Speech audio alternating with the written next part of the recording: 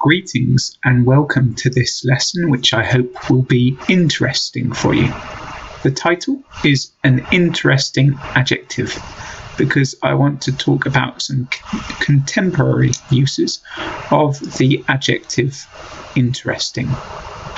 I'm sure you're aware of the basic definition of interesting used to describe something or someone that is of interest.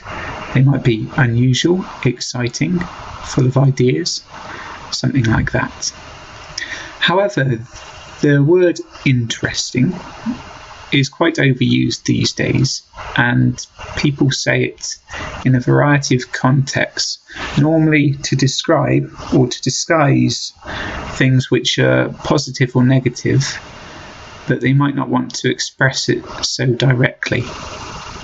I get the feeling this might be a fairly British thing to do with politeness and being subtle about expressing feelings in particular. So, context is key, especially when you hear some of the examples. They'll probably be difficult to understand exactly what the actual meaning is. This is something for you to be aware of, to listen out to, because when you hear the word interesting, it might not mean exactly what you think. However, it's still going to be very difficult for you to use it in ways other than what you already know. So please be careful. Like I said, I think that it can be used to disguise both negative and positive things. Here are some examples of where someone is saying interesting but using it to describe something which is negative. Her behaviour at the party last weekend was interesting, to say the least. That's an interesting new shirt you're wearing. Her new boyfriend is, interesting. I hope you can hear from those examples I'm talking about things where I perhaps don't want to say something positive. I'm thinking something negative, but I might not want to say it, perhaps to be polite. That's the main contemporary use. However, I also believe you can hear it to describe positive things as well. Here are a couple more examples. I got the job, and then someone else will say, oh, that's interesting.